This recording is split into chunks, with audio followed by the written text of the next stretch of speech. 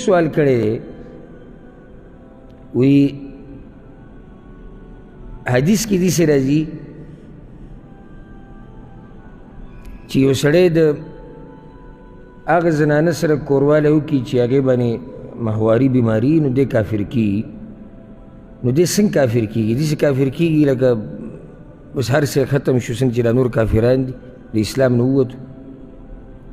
جواب د دې مسلې دا دی، امام ابو داود، امام ترمذي، امام ابن ماجه دا حدیث راوړی دی، صحیح حدیث دی. ابو هريره رضی الله عنه وی من اتی حائضا، رسول صلی الله علیه وسلم وی چې څوک د داسې زنانه سره کوروالی وکړي چې هغه د بیمارۍ په دوران کې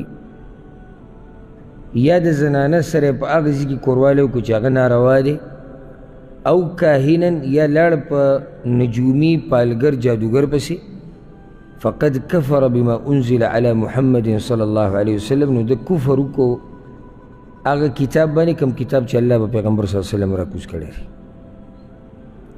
خو دا یاده کوي دا کفر چې کوم مراد دی د زنانه سره په بیمارۍ کې کوروالی کول یا هغه لاره باندې چې کومه لاره ناروا ده، دا هغه کفر نه دی چې انسان د اسلام نه وباسي.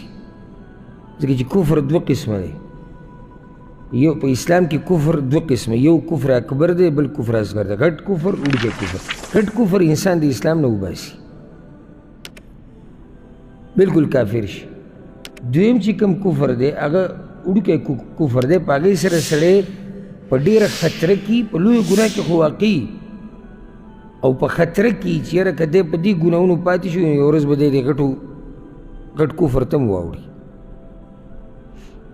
لکه اوس یو سړی دی د زنانه سره کوروالی کوي د بیمارۍ په ورځو کې، دی په وړوکي کفر کې اخته دی.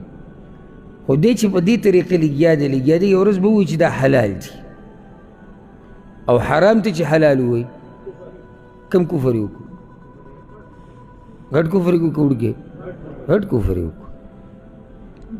نو د دې د کومو کارونو ته چې شریعت کې وړوکی کفر ویلی شوی دی که نه، په دې استمراریت انسان کله غټ کفر ته وباسي. ښه په دې څه یعنې څه دلیل دی چې دې نه مراد د وړوکی کفر دی؟ یو حدیث کې داسې راځي،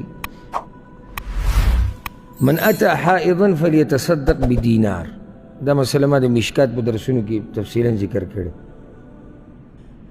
چې یو سړی د هغه زنانه سره کوروالی وکړي چې هغه په بیمارۍ کې، نو کفارې دینار ورکول دي.